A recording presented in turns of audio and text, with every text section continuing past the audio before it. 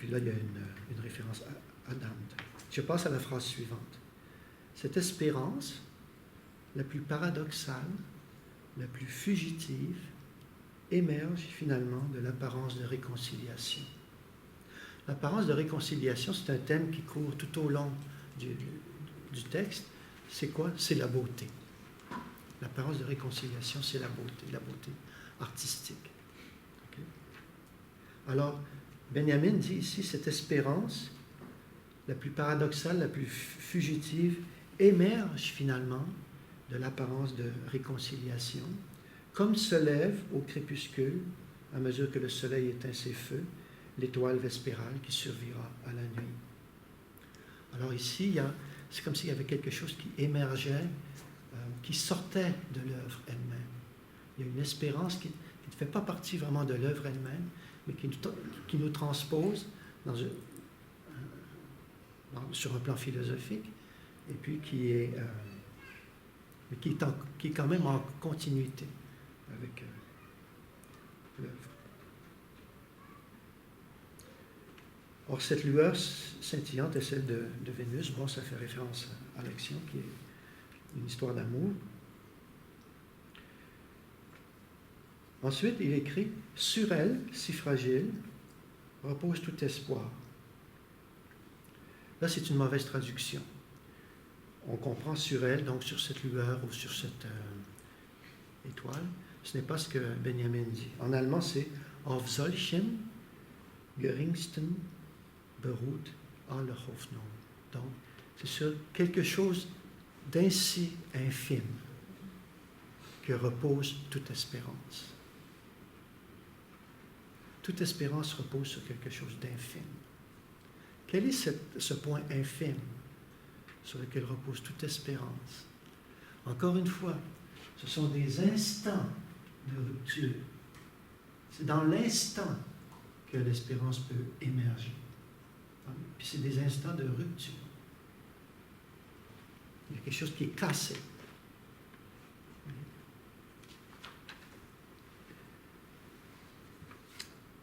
Donc, sur l'infime, si fragile, repose tout espoir. Et le plus riche même ne vient que d'elle. Donc, de cette petite espérance infime. Ainsi, l'espoir justifie en fin de compte l'apparence de réconciliation. C'est le seul cas où l'on ne puisse dire avec Platon qu'il soit absurde de vouloir l'apparence du bien.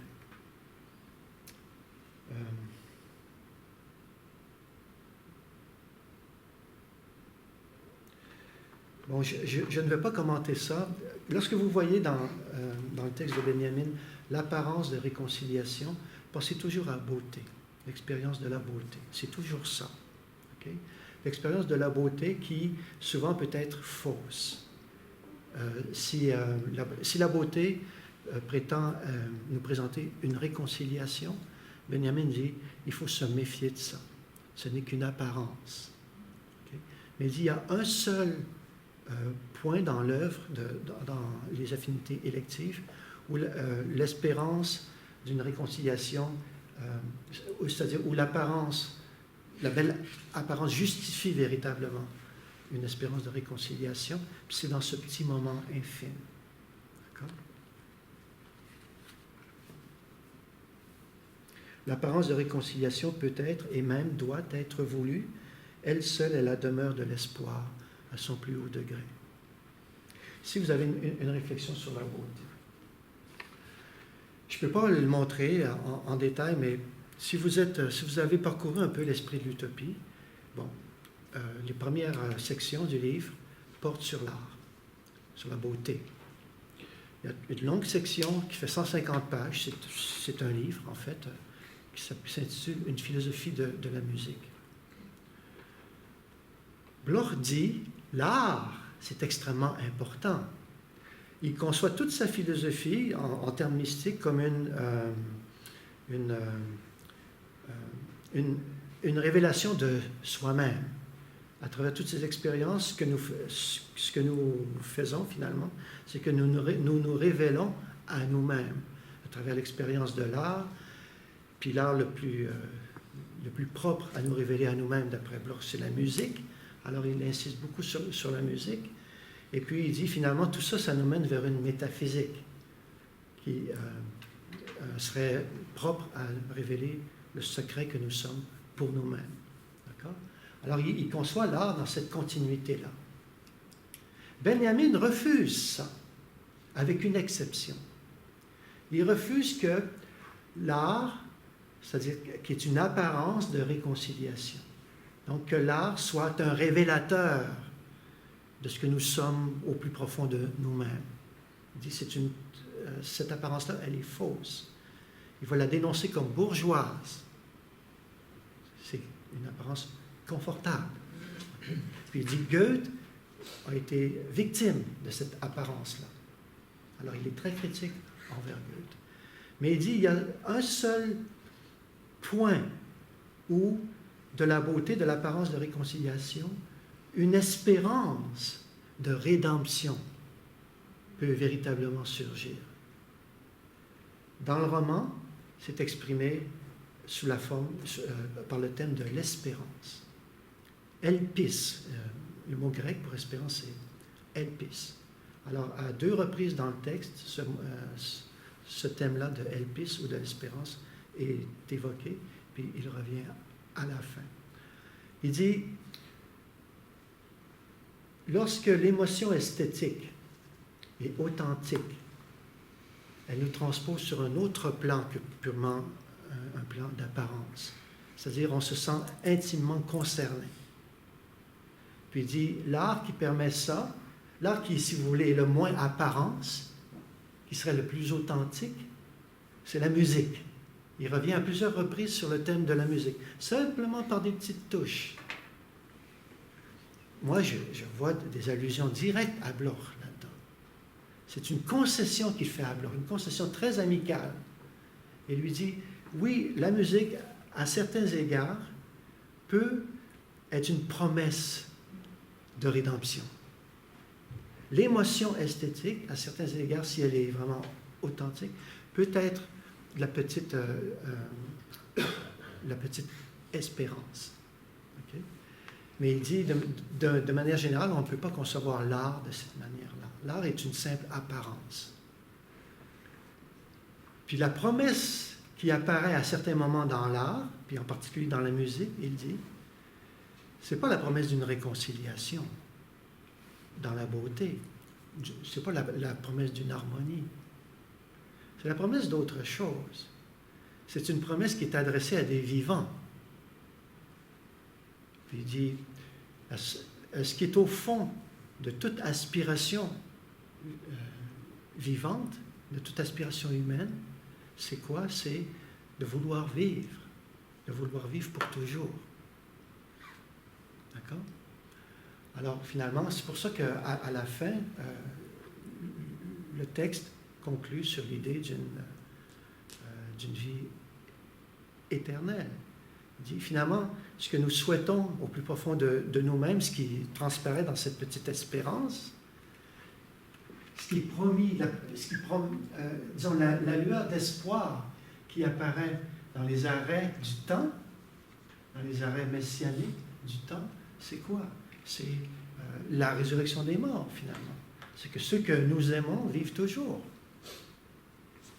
Qui est une idée kantienne, hein?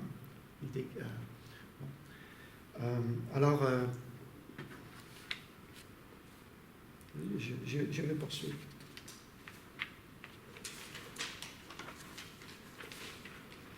De la sorte, finalement, il s'arrache à elle. L'espoir s'arrache à l'apparence de réconciliation ou à la simple beauté. Il s'arrache à elle de vive force. Et le si belle, à la fin du livre, ne résonne que comme une tremblante question aux morts qui, s'ils se réveillent jamais, se réveilleront, c'est notre espoir, non dans un monde beau, mais dans un monde bienheureux. Vous voyez, l'idée principale, ce n'est pas la beauté, c'est le bonheur. Elpis, donc espérance, reste l'ultime des paroles originaires. Là, il fait référence à d'autres textes de Goethe.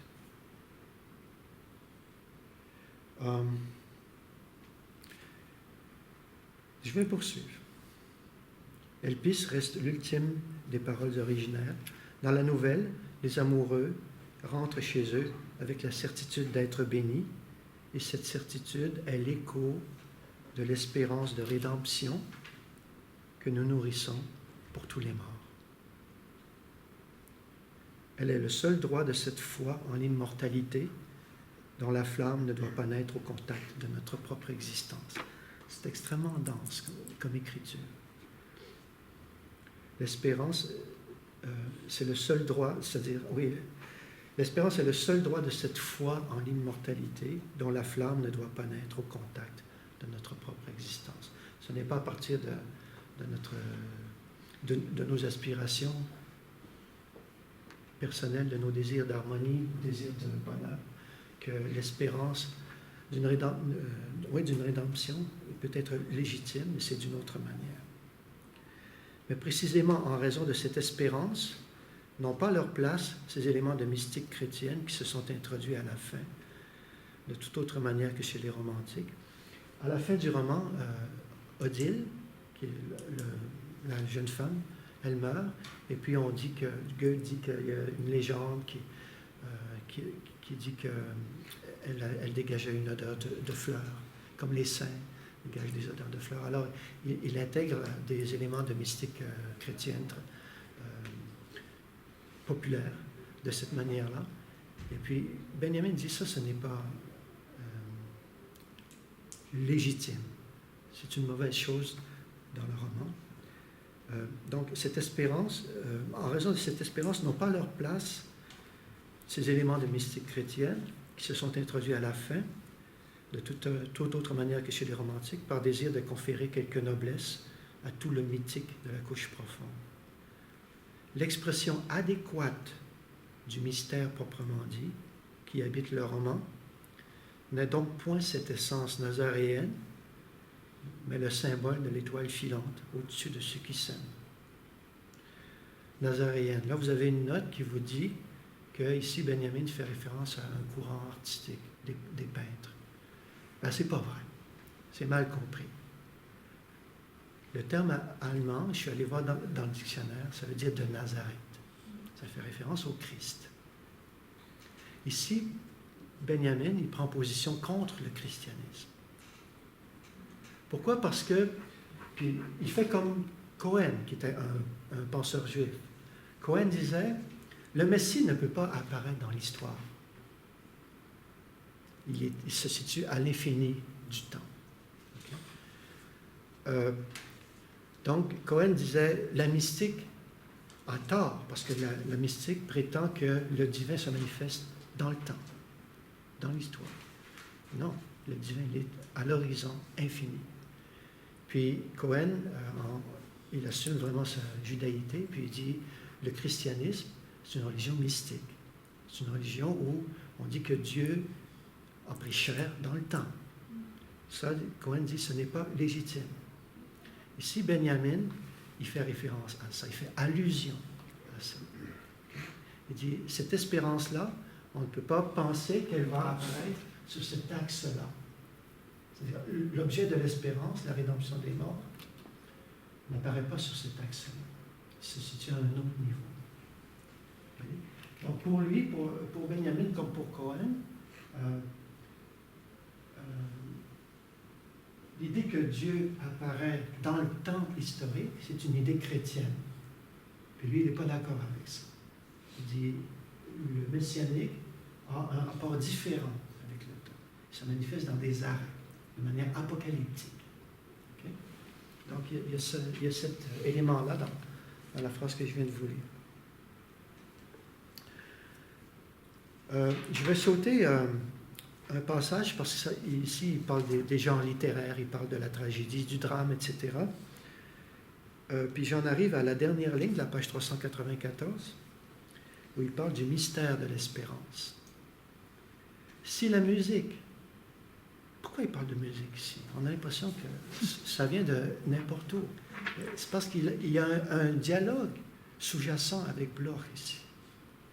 Si la musique recèle de vrais mystères, cela reste assurément un monde muet d'où ne se lèvera jamais sa résonance.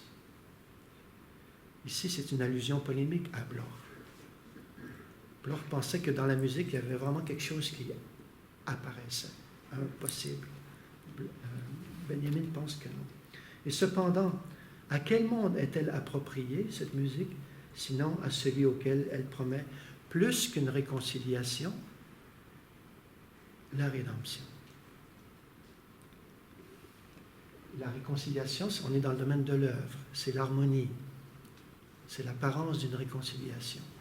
La rédemption, ça nous transpose sur le plan du Messie. La rédemption, c'est la rédemption des morts. C'est ça. C'est ce qui est désigné dans la table que Stéphane Georges plaça sur la maison natale de Beethoven à Bonn.